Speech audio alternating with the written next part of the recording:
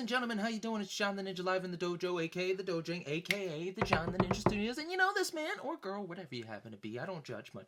Either way, guys, it is New Year 2022. We finally got through Concert Resume Book 1. Here is Concert Resume Book 2. It could not have started off stronger. It was number 37, where I got to see Queen with Adam Lambert at the Wells Fargo Center.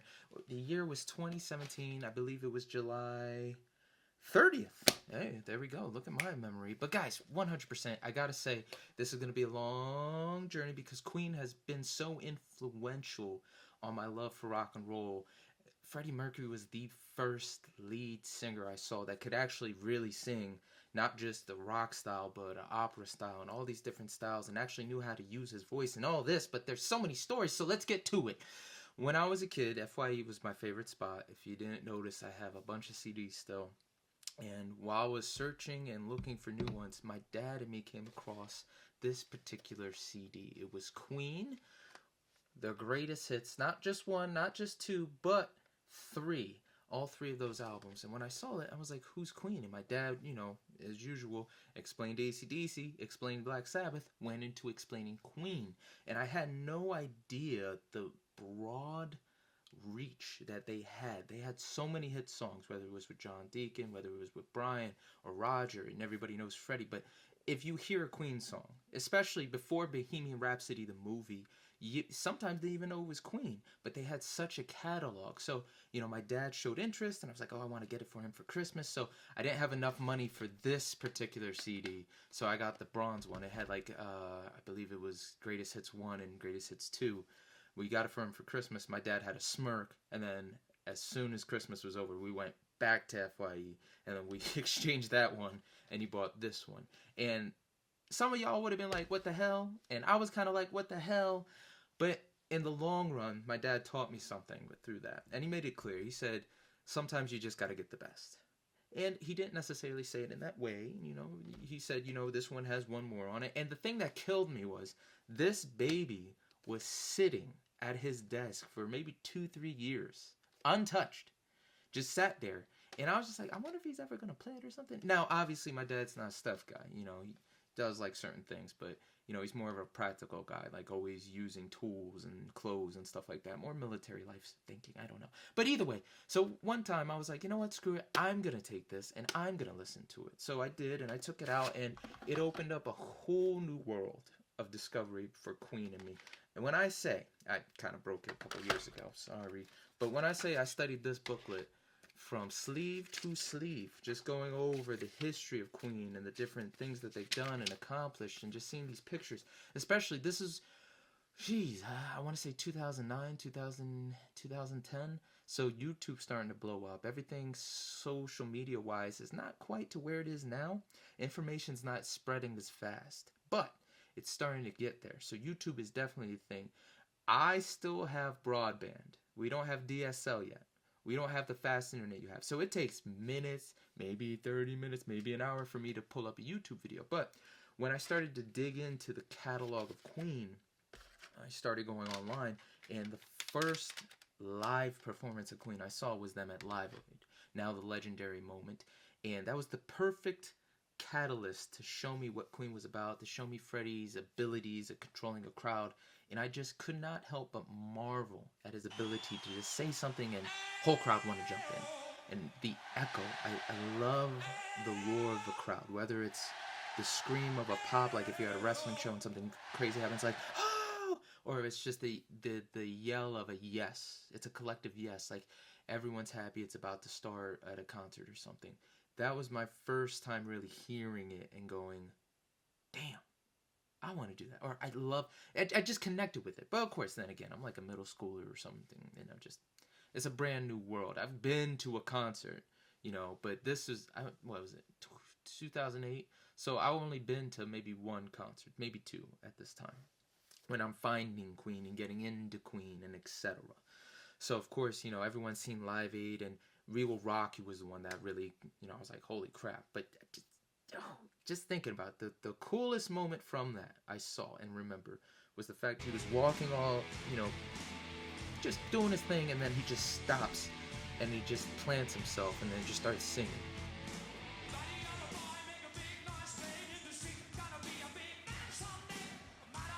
That's how I got acquainted with Queen, and that's how I found out about their catalog. And if you don't know, Bohemian Rhapsody everybody knows, but Another One Bites the Dust, Killer Queen, Fat Bottom Girls, Bicycle Race, You're My Best Friend, Crazy Little Thing Called Love, Somebody to Love.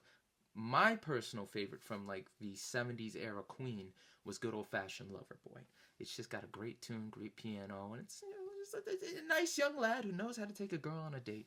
So, as I delved more into the Queen, I started realizing like, okay, they were a little weird with their early stuff, and then I think the 80s they finally figured it out. Off their second greatest hits tunes, they had Under Pressure with David Bowie. They had Radio Gaga. My personal favorite off of this one is I Want It All. That's just a great hype song, and that's been used in commercials and everything. But It's a Hard Life, a great love song.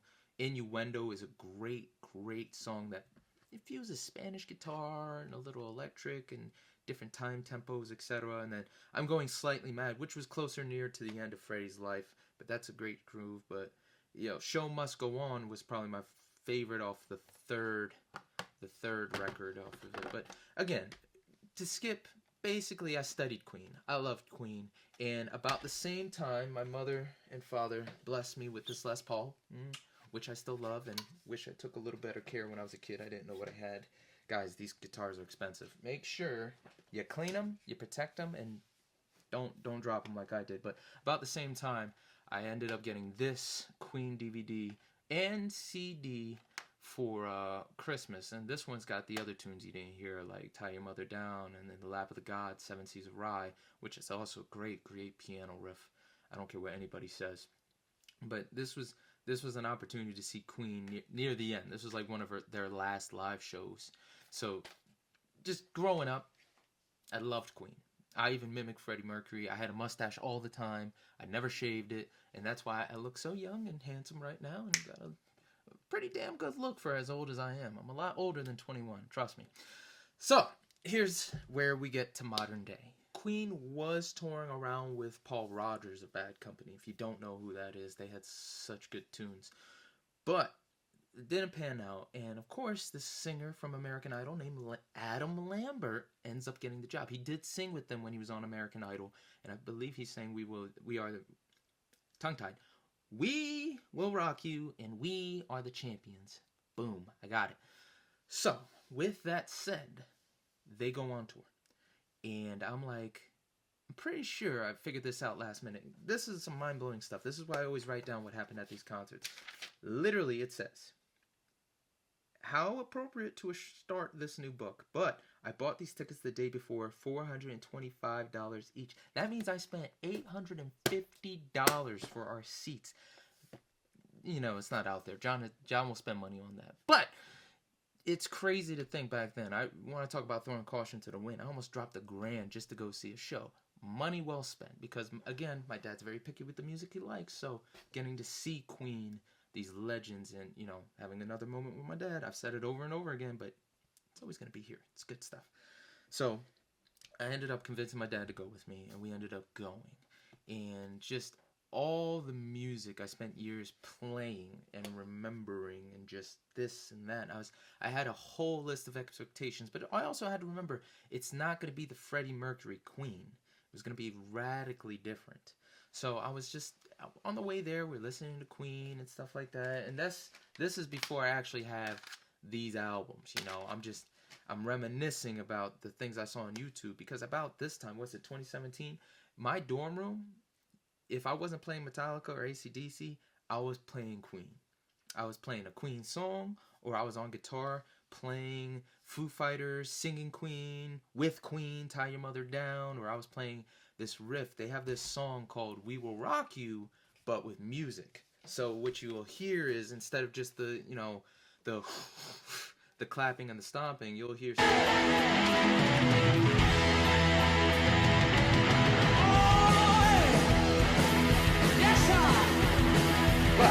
it's not one of their more known title tracks. That I know they released it, but other than playing it live, no one really tends to talk about how kick-ass of a song it is, especially since there's a great little bass breakdown before the solo. So We get to the stadium, business as usual. We get to our seats, and it's a grand stage. We don't know if there's going to be an opener or not, but we're just sitting back and we're relaxing. And I just remember thinking about all the times, like, because there was a lot of study I did behind Freddie Mercury and the life he had up to his death. And I remember one time, when I first got into Queen, I was talking to this dude and he was explaining his love for the band, and I didn't know, just like when I found out Bon Scott died with AC/DC and I was shocked, even though he was dead back in the 80s. It's the same thing with Freddie. I didn't know Freddie died of HIV/AIDS. So, I was talking to this dude and he was like, yeah, it's a shame he died. I was like, he died? And he's like, yep, dude had HIV. I was like, what's that? He's like, AIDS? Oh, it's a disease. And he explained the whole thing. I was like, so how'd he catch it? And he's like, oh, he was a homosexual. Yeah, the guy was queerer than a $3 bill. I'll never forget when I heard that. It was so shocking. And not shocking in the way he said it, but it was just like, another rock icon was gone. And, it was before my time, but, I latched on to him, and only people that really love certain celebrities or musicians, you feel like they are their family, that you have a connection, whether it's like, oh, they understand my pain or this and that.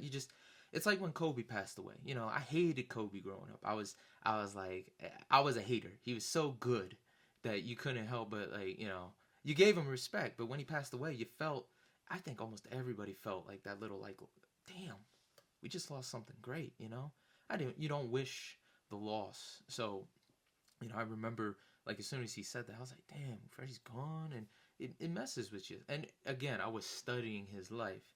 Like, of course, he had messed up teeth. He didn't want to mess with them because it would mess with, his ability to sing. At least that was his fear. He's a promiscuous gay man, navigating, living a lifestyle back in the 80s. And if you haven't read Rob Halford's book, of Judas Priest, I'm telling you, that it gives you a little insight to, how that culture, how you had to acclimate, how you had to go behind the scenes and, really live a double life, and you really couldn't be accepted who you are. Now everyone's pretty open and could be honest. You still got some bigots and, jackasses. But back then, you had to keep it on the down low. So I marveled at everything he was able to do in that short amount of time. I think he was around 40 when he passed away. But I was just thinking about it, you mimic the guy so many times. You try and sing like him, and it's in your head. So I have high expectations, and I wonder how Adam Lambert is gonna do. And I'm just hoping, like, come on, Queen, you guys can do it.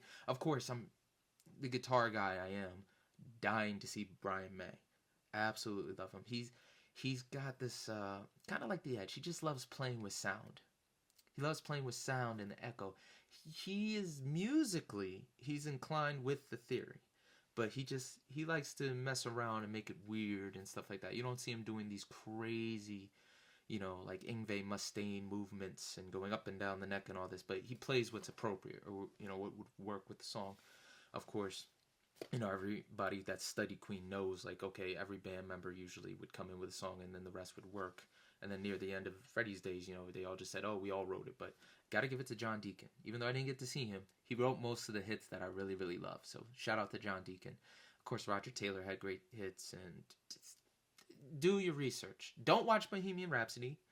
I have a little bias against it. They made it too clean and too happy for my liking, because I know there was a lot more struggle for the whole band, and it wasn't as clean and as nice as the movie made it. There were certain things that I saw, I was like, and they did it for movie's sake. I understand that 100%. You need a villain, you need a good guy, you need to make the story flow in a way. So I understand the Hollywood reasoning behind why they had the movie written that way. But also, I'm thinking of, like, all those documentaries I watched, all the information I knew, all the years of, like, learning about Queen, and I'm watching that movie and I'm like, damn.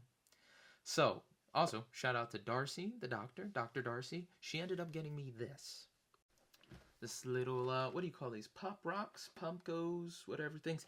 Well, we actually went to go see Queen's Bohemian Rhapsody, and she got me this as a remembrance of when we went to go see that movie. So, Darcy, thank you so much. I got it over there, just hanging around. Now, lights go down, Queen comes out. Expectations are high, don't know what to expect, but all you hear is We Will Rock You. And the really cool thing is they had the stage, they had the robotic guy from News of the World, that machine, that whatever it is, that thing, it grabbed on and it lifted the stage, and then there's Queen playing We Will Rock You. They came out, they kicked ass, and when I say they started off strong, After We Will Rock You, they played Hammer to Fall, and after they played Hammer to Fall, my goodness, they played Stone Cold Crazy, which, especially you Metallica fans, you should have heard that song by now. And then another one, Bites the Dust, and Fat Bottom Girls. And I'm like, holy damn, these guys are just 1, 2, 3, 4. They're kicking some ass. And I was like, okay. So this wasn't my typical lose my cool, go crazy, all over the place, headbang and stuff like that. It was more relaxed. It was take it back. The band playing a lot slower than I anticipated, but playing really well. I felt like Brian May was getting into his groove. When I say that, I feel like he was, I don't know if it was like trying to feel it out and get, warmed up for Philly, or if he was just trying to find his place on stage, but I felt like it took him a little time to get comfortable. But then when he got comfortable, my man was kicking some serious ass.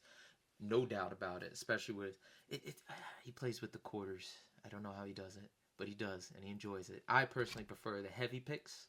This way you can hit as hard, but you ain't got to worry about the pick being messed up, and you're definitely going to get the string away. Anyway, moving on.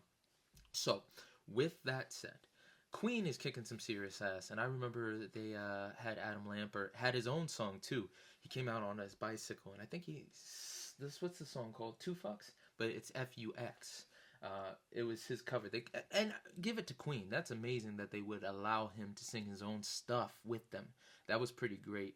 I'm trying to remember that Adam Lambert song that he had that was really, really good, that Pink originally had and let him play.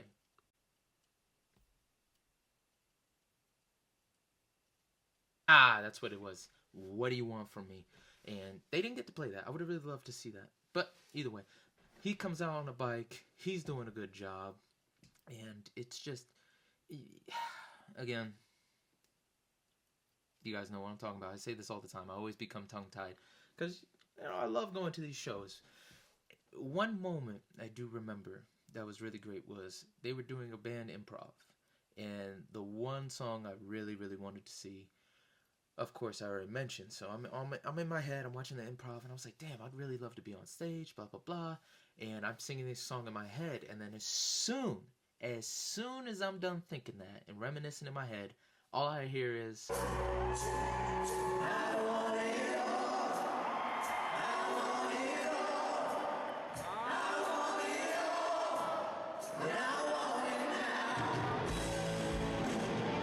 and of course, they played I Want It All, so that's pretty damn cool. I was like, damn. And that was the one Queen song I really, really, really wanted to see. So they played that song. They had a moment where Brian plays Love of My Life, and they had this Freddie, not like a Scantron, but basically he sat down, and they were filming it if Freddie was right next to him, singing. And it was really cool, like they fist bumped and everything. And if you don't know, Brian May is also a doctor. I want to say astrology or something molecular. Anyway, something about science and space and math. But he was doing a project, so he did a selfie with the crowd. And just, it was really, really cool to be like, damn, you got to see a moment of him just playing with the crowd. And it's as close as you're going to get to Freddie Mercury being there. You know what I mean? So with that, Queen continued, and after the breakdown, they played guitar solo, Radio Gaga, stuff like that. The encore was We Will Rock You, of course, and they finished out with We Are the Champions, and they waved goodbye. There was a drum battle between Rodger and another guy, and the funny thing was, after they did the little drum battle, Rodger ended it with a little clock on a cowbell. I found the irony in that. That was pretty great. But seeing Queen, seeing Legends, of course, and this is way before Bohemian Rhapsody. So I'm going to say this. I was a real Queen fan before all y'all showed up, okay? I was there before y'all even thought. And if you really do want to pick up a Queen album, I would strongly suggest you get The Game. That's the first one. And then personally, I got to go with The Works. The Works was pretty great too. So, with that said, guys, let's see what the set list for Queen was. As always, I have it written down here. Ooh, hold on. Adam was not theatrical presence, but he gave him a lot of love. Philly did give him a lot of love. So, here's the set list with Queen and Adam Lambert. We'll Rock You with the chorus only. Hammer to Fall was number 2. Stone Cold Crazy was number 3. Number 4, Another One Bites the Dust. Number 5, Fat Bottom Girls. Number 6, Killer Queen. Number 7, Two Fucks, F-U-X. Get your head out the gutter.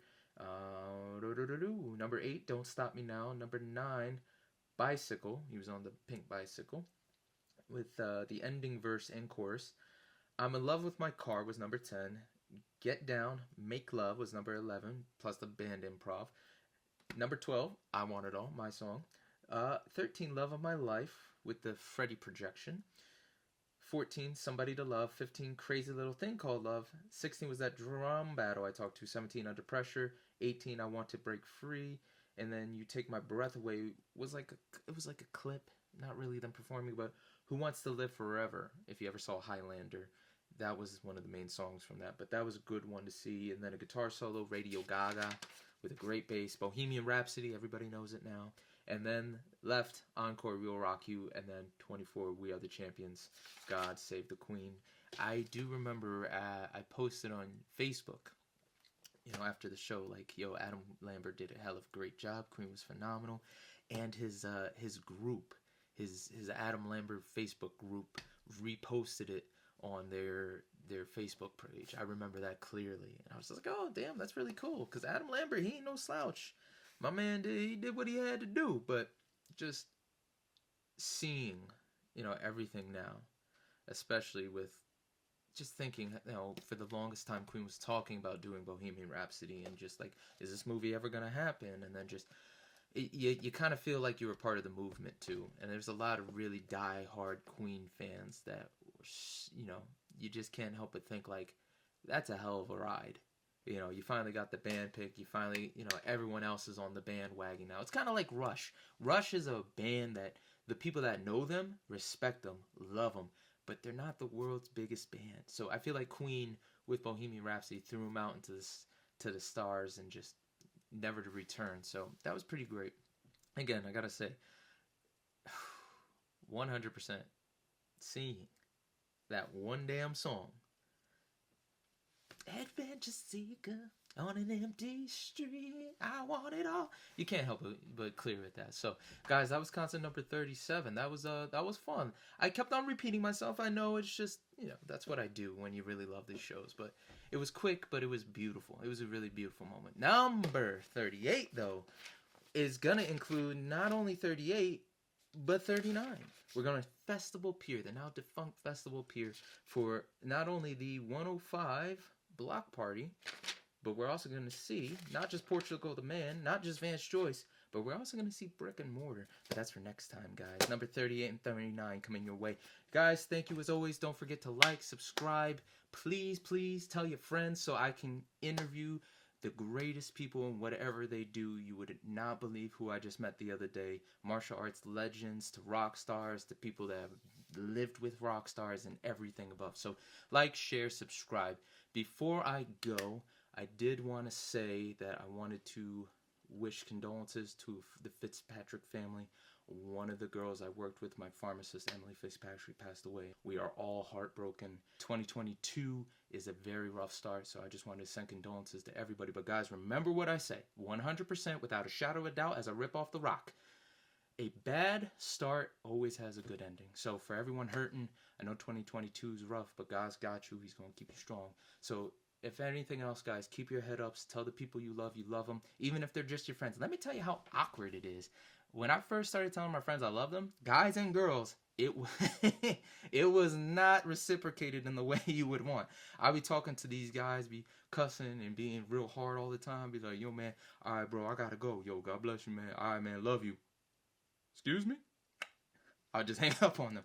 Oh, I remember this one time I told one of my best female friends, I was like, Mira, I love you, God bless. And she was like, I love you, click. I was like, I gotta make it clear. But guys, just no matter what happens, just tell the person you love them.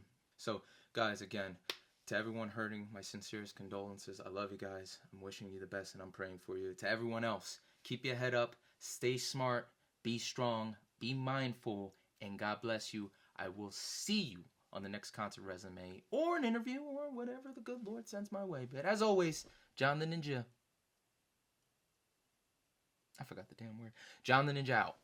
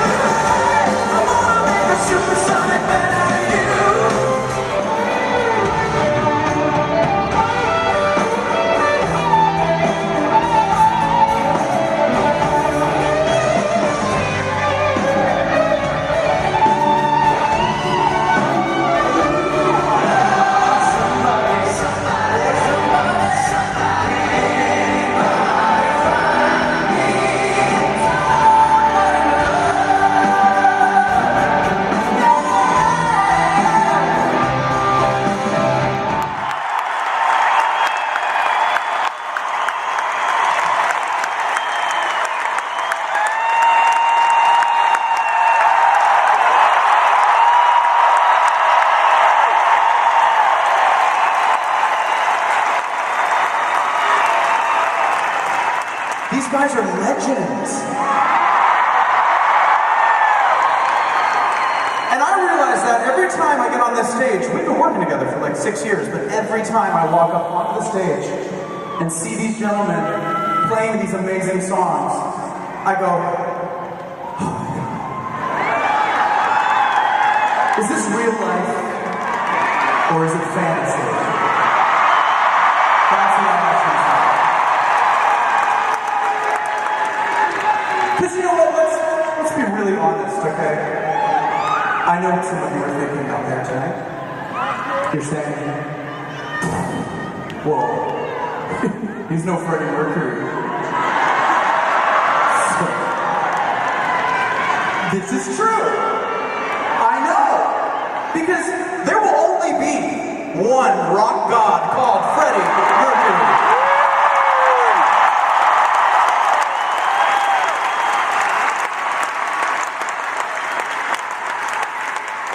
So you love Freddie, yeah? Hey, guess what?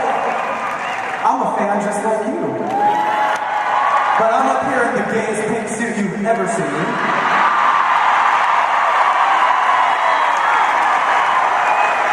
Paired with a sensible hiking shoe. But honestly, it is my honor to join these gentlemen and to bring these songs to life for fans of Queen all around the world. So thank you for giving me a chance. Thank you. Tonight we're going to celebrate Freddie together, yeah? And you know what was so cool about Freddie besides the fact that he had like the best voice ever? He was an amazing composer, right? Obviously a fashionista. But one thing I noticed about Freddie when he was on stage or off is that if somebody didn't like him, he didn't care. He was not bothered. It's before the internet comment sections existed, I think, but if anybody gave him any shit, Freddie didn't give 2 fucks.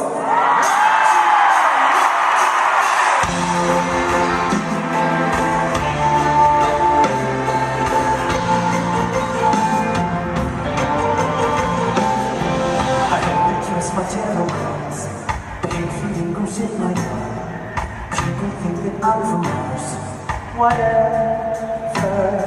I always smoke that holy green, high above the big machine, not attached to anything, whatever. I'm not that magic you call me secret. That was your baby, it's different like me.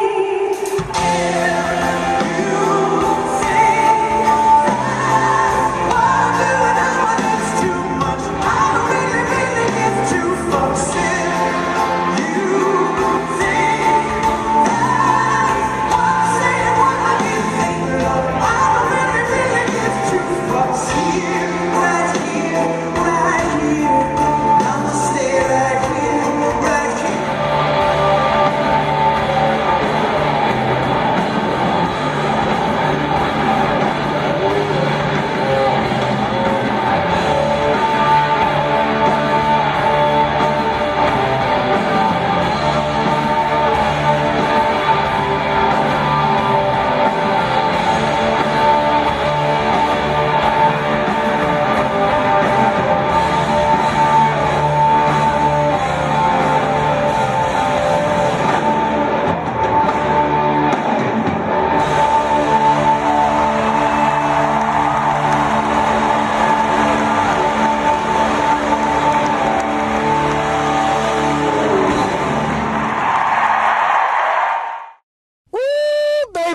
with John the Ninja. Oh, your ears are about to go on a vacation. John the Ninja's got what you need.